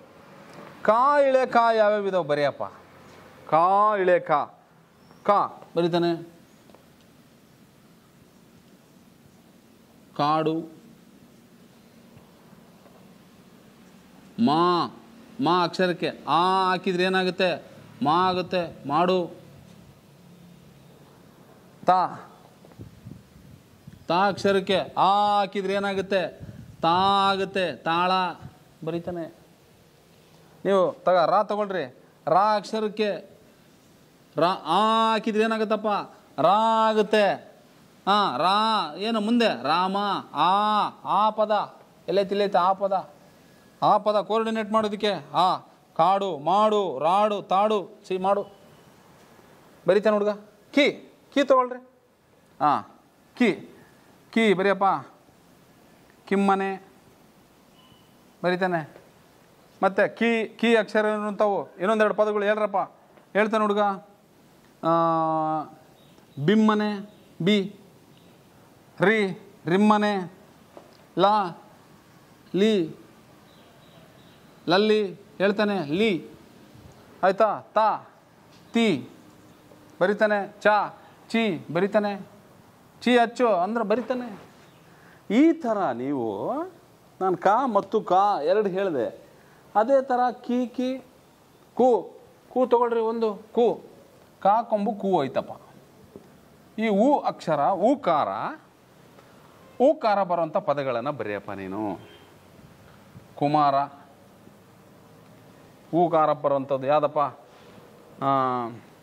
ಚು ಚು ಅಂತ ಬಂದರೆ ಏನು ಬರೀತೀರಿ ನೀವು? ಚುಮು ಚುಮು ಚುಮು ಚುಮು. ಓಕೆನಾ? ಮತ್ತೆ ಯಾವ ತಗೊಂತೀರಿ? ತಾ ತಗೊಂತೀರಾ? ಬೇಡ. ಗಾ ತಗೊಂತೀರಾ? ಗಾ ತಗೊಂಡು ಹೂ ಹಚ್ಚಪ್ಪ. ಗಾಕ್ಕೆ ಹೂಕಾರ ಹಚ್ಚಿರೆ ಗೂ ಆಗುತ್ತೆ. ಗು ಗುಮ್ಮ ಬರಿತಾನೆ ಹುಡುಗ. ಈ ಲಕ್ಷಣಗಳನ್ನು ಇವನಿಗೆ ಬರ್ಸಕ್ಕೆ ಹಚ್ಚಿದರೆ ಅವನು ಜನ್ಮಾಂತರಕ್ಕೂ ಕೂಡ ಅವನು ವ್ಯಾಕರಣ ತಪ್ಪಾಗಿ ಬರೆಯಲ್ಲ ಹುಡುಗ. ಇದನ್ನು ಎಷ್ಟು ದಿವಸ ಮಾಡಬೇಕಪ್ಪ? 15 ದಿನ. 15 ದಿನ ಮಾಡೋಕ್ಕಾಗಲಿಲ್ವಾ ನಿಮಗೆ? ಇನ್ನೂ ಕನ್ಫರ್ಮ್ ಆಗೋವರೆಗೂ ನೀವು ಡೈಲಿ ಒಂದೊಂದು ಕಾ ಡೈಲಿ ಒಂದೊಂದೇ ಅಕ್ಷರ. ತಲ್ಕಟ್ಟು ಒಂದಿನ, ಇಳೆ ಒಂದಿನ, ಕಾಗುಡಿಸಿನ ದೀರ್ಘ ಒಂದಿನ, ಕೀ ಇನ್ನೊಂದು ದಿನ, ಒಂದೊಂದು ಅಕ್ಷರ ಒಂದೊಂದೇ ದಿನ, ಒಂದೊಂದೇ ಗಂಟೆ. ನಾನು ಅವಾಗಲೇ ಹೇಳಿದೆ, per day per hour per ಕಾಗುಣಿತ. ಒಂದು ತಲ್ಕಟ್ಟು, ಒಂದು ದಿವಸ ತಲ್ಕಟ್ಟು ತಿದ್ದದಪ್ಪ ಅವನು. 15 ದಿವಸಕ್ಕೆ ಈ ಕಾ ಕೆ ಏನು ನಮ್ಮ ಸ್ವರಗಳಿದ್ದಾವೆ ಅವು ಅಷ್ಟು ಬಂದು ಹೋಗ್ಬಿಡ್ತಾವೆ. 15 ಡೇಸ್ ಅದೇ ವರ್ಕ್.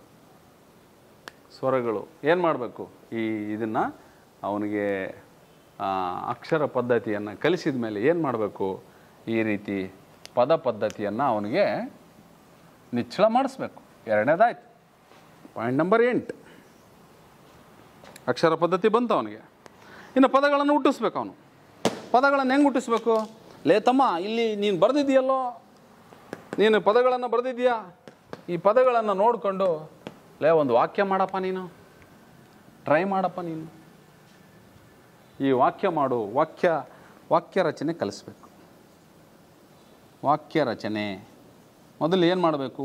ಸರಳ ವಾಕ್ಯಗಳು, ಆಮೇಲೆ ಕ್ಲಿಷ್ಟ ಕಲಿಸ್ಬೇಕು. ನೀವು ಇನ್ನೂ ಒಂದು ಏನು ಮಾಡ್ಬೋದು, ಇಲ್ಲಿ ಲಕ್ಷಣಗಳನ್ನು ಹೇಳ್ಕೊಡುವಾಗ ಸ್ಟೇಜ್ ಒನ್ನಲ್ಲಿ ನೀವು ಮೂರು ಸ್ಟೇಜಲ್ಲಿ ಈ ಲಕ್ಷಣಗಳನ್ನು ಹೇಳಬೇಕು. 3 ಸ್ಟೇಜಲ್ಲಿ ಲಕ್ಷಣಗಳನ್ನು ಹೇಳಬೇಕು. ಭಾಳ ನಿಮಗೆ ಸುಲಭ ಆಗುತ್ತೆ.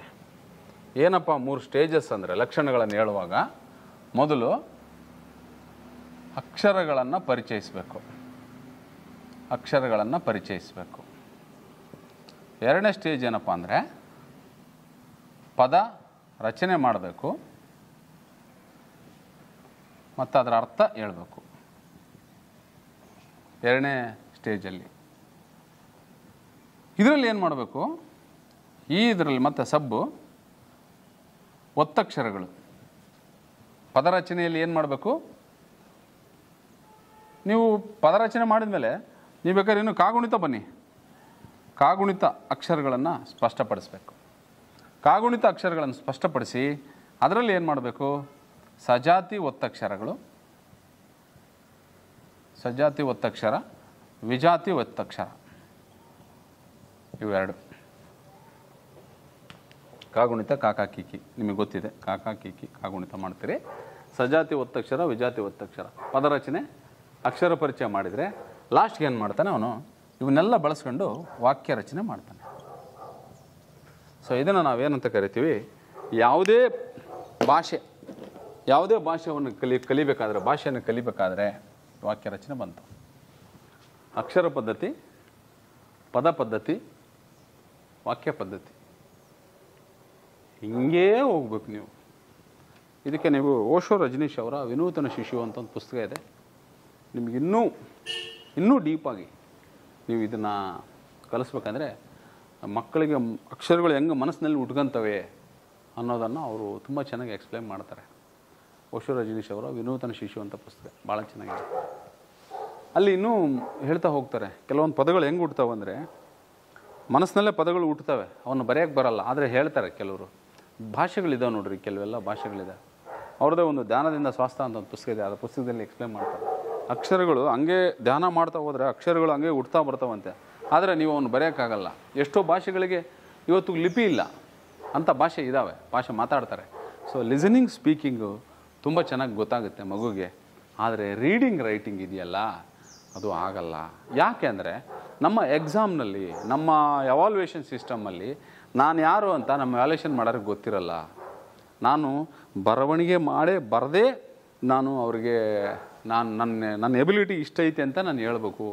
ನೀವು ಕೆ ಜಿಯಿಂದ ಪಿ ಜಿವರೆಗೂ ನಿಮಗೆ ಬರೆಯೋಕ್ಕೆ ಬಂದಿಲ್ಲ ಅಂದರೆ ಈ ಜ್ಞಾನ, ಅಕ್ಷರಗಳ ಜ್ಞಾನ, ಪದಗಳ ಜ್ಞಾನ, ವಾಕ್ಯಗಳ ಜ್ಞಾನ ಮಗುವಿಗೆ ಬರಲಿಲ್ಲ ಅಂತ ಹೇಳಿದರೆ ಖಂಡಿತವಾಗ್ಲೂ ಅವ್ನು ಏನೂ ಸಕ್ಸಸ್ ಮಾಡೋಕ್ಕಾಗಲ್ಲ. ಕೆಲವರು ತುಂಬ ಎಫಿಷಿಯೆಂಟ್ ಟೀಚರ್ಸ್ ಇದ್ದಾರೆ ರೀ, ಎಷ್ಟು ಚೆನ್ನಾಗಿ ಪಾಠ ಹೇಳ್ತಾರೆ. ಒಂದು 80% ಮಕ್ಕಳು ಕಲಿತಾರೆ. ನಿಜವಾಗ್ಲೂ ನನಗೆ ಭಾಳ ಖುಷಿ ಆಗುತ್ತೆ. ಕೆಲವು ಶಾಲೆಗಳಲ್ಲಿ ನೋಡ್ತೀನಲ್ಲ, ರಿಯಲಿ ಹ್ಯಾಟ್ಸ್ ಆಫ್.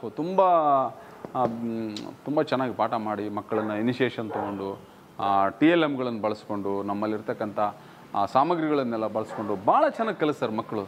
ಆದರೆ ಈ 20% ಏನು ನಮ್ಮ ಮಕ್ಕಳು ಉಳ್ಕೊಂಡಿರ್ತವೆ, ಒಂದು 5-10% ಏನು ಮಕ್ಕಳು ಉಳ್ಕೊಂಡಿರ್ತಾವಲ್ಲ, ಈ ಮಕ್ಕಳು ಖಂಡಿತವಾಗ್ಲೂ ಕೂಡ ಅವ್ರಿಗೆ ಏನು ಬೇಕಪ್ಪ ಅಂದರೆ ಅವರಿಗೆ ಬಹಳ ಮುಖ್ಯವಾಗಿ ಶಿಕ್ಷಕರಿಗೆ ಒಂದು ಆ FLN ಮಕ್ಕಳಿಗೆ ಮೊದಲು ವೆರಿ ಫಸ್ಟು ಈ ಎಲ್ಲ ಸ್ಟ್ರಾಟಜಿಗಳು ಮಾಡೋದಕ್ಕಿಂತ ಮುಂಚೆ ಮೊಟ್ಟ ಮೊದಲದಾಗಿ ಅವ್ರಿಗೆ ನಿಮ್ಮ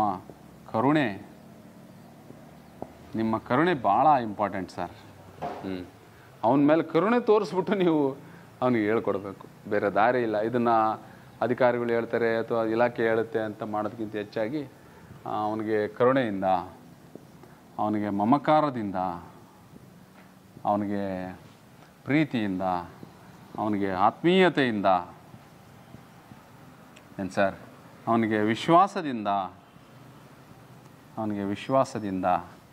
ಇವು 4 ಸಾಕು. ಇವು 4 ಬೇರೆ ಮಾಡಿದರೆ ಅವನು FLNನ್ನು ಈ 2 ತಿಂಗಳಲ್ಲಿ ಆರಾಮ ಅಚೀವ್ ಮಾಡ್ತಾನೆ ಸರ್. ಅವನು 2 ಮಂತ್ಸಲ್ಲಿ ಅವನು ಆರಾಮಾಗಿ ಅಚೀವ್ ಮಾಡ್ತಾನೆ. ಸೊ ಅಲ್ಟಿಮೇಟಾಗಿ ನಾನು ತಮ್ಮಲ್ಲಿ ವಿನಂತಿ ಮಾಡೋದು ಹೇಳಂದರೆ ಏನಪ್ಪ ಅಂದರೆ, ತಾವುಗಳು ಈ FLN ಬಗ್ಗೆ, ಈ FLN ಮಕ್ಕಳ ಬಗ್ಗೆ ತಮ್ಮ ಅಮೂಲ್ಯ ಗಮನವನ್ನು ನೀಡಿ ಇನ್ನು 2 ತಿಂಗಳಲ್ಲಿ ನಮ್ಮ ಜಿಲ್ಲೆಯಲ್ಲಿ ತಾವುಗಳೆಲ್ಲ ಇದನ್ನು 100% ಎಷ್ಟು 100% ಸಾಧನೆ ಮಾಡಿ, ಅದರಲ್ಲೂ ವಿಶೇಷವಾಗಿ ಹೈಸ್ಕೂಲಲ್ಲಿ ಇವಾಗ ಏನಪ್ಪ ಇದು ಜುಲೈ ಮುಗಿತಾ ಬಂದು, ಆಗಸ್ಟ್ ಸೆಪ್ಟೆಂಬರ್ ಅಕ್ಟೋಬರ್ 2 ತಿಂಗಳು, ಸೆಪ್ಟೆಂಬರ್ ಅಕ್ಟೋಬರ್ 2 ತಿಂಗಳು ಮುಗಿಬೇಕು, ಆಗಸ್ಟ್ ಸೆಪ್ಟೆಂಬರ್ 2 ತಿಂಗಳು ಮುಗಿಬೇಕು. ಅಲ್ಲಿಗೂ ಬೇಡ ಅಂದರೆ ಅಕ್ಟೋಬರ್. ನಾನು ನವಂಬರಲ್ಲಿ ನಾನು FLN ನೋಡಲ್ ಅಧಿಕಾರಿ ಆಗ್ಬಿಟ್ಟು ಏನು ಮಾಡಬೇಕು, ಹೈಸ್ಕೂಲ್ದೆಲ್ಲ ನಾನು 0 ತುಂಬಬೇಕು. ನಮೂನೆಯಲ್ಲಿ ಮಕ್ಕಳಿದ್ದಾರೆ ಅಂತ ತುಂಬಲೇಬಾರ್ದು ನಾನು. So that is my target. ಆ ಕಾರಣಕ್ಕೋಸ್ಕರ I put lot of efforts to enhance the ability, the students learning ಎಬಿಲಿಟಿಯನ್ನು ಬೇರೆ ಬೇರೆ ಉಪಕ್ರಮಗಳು, ಉಪಾಯಗಳು, ವಿಧಾನಗಳು, ತಂತ್ರಗಳನ್ನು ಬಳಸಿ ಅವ್ರನ್ನ ಅಚೀವ್ ಮಾಡೋದಕ್ಕೆ ಸಾಕಷ್ಟು ಪ್ರಯತ್ನಗಳನ್ನು ನಮ್ಮ ಡಯಟ್ ವತಿಯಿಂದ ನಾವುಗಳು, ನಮ್ಮ ಎಲ್ಲ ಮೇಲುಸ್ತುವಾರಿ ಅಧಿಕಾರಿಗಳು ಇದಕ್ಕೆ ಕೈ ಜೋಡಿಸಿ ಪ್ರಯತ್ನ ಮಾಡ್ತಾಯಿದ್ದೀವಿ. ಇದನ್ನು ನಾನು ಒಬ್ಬನೇ ಅಲ್ಲ, ನಮ್ಮ ಎಲ್ಲ ಮೇಲುಸ್ತುವಾರಿ ಅಧಿಕಾರಿಗಳು ಕೂಡ ಪ್ರತಿ ಸಂದರ್ಭದಲ್ಲೂ ಪ್ರತಿ ಹಂತದಲ್ಲೂ ತಮ್ಮಗಳಿಗೆಲ್ಲ ಹೇಳ್ತಾ ಬಂದಿದ್ದಾರೆ. ಅವರೆಲ್ಲರ ಪರವಾಗಿ ನಾನು ತಮ್ಮಲ್ಲಿ ವಿನಂತಿ ಮಾಡ್ತೀನಿ. So you please give your concentration, your valuable, ನಿಮ್ಮ ಅಮೂಲ್ಯವಾದ ಗಮನವನ್ನು ತಾವುಗಳು ಈ FLN ಮಕ್ಕಳಿಗೆ ಕೊಟ್ಟು ಅವ್ರನ್ನ ಸಾಧನೆ ಮಾಡೋ ನಿಟ್ಟಿನಲ್ಲಿ ತಾವು ಕ್ರಮ ವಹಿಸಬೇಕು ಅಂತ ಹೇಳ್ತಾ, ಬಹುಶಃ ಇದು ತಮಗೇನಾದರೂ ಸ್ವಲ್ಪ ಒಂಚೂರು ಹೆಲ್ಪ್ ಆಗ್ಬೋದೇನೋ ಅನ್ನೋಂಥ ಒಂದು ಆಶಾಭಾವನೆಯೊಂದಿಗೆ ನಾನು ತಮಗೆಲ್ಲ ವಂದಿಸ್ತೇನೆ. Thank you.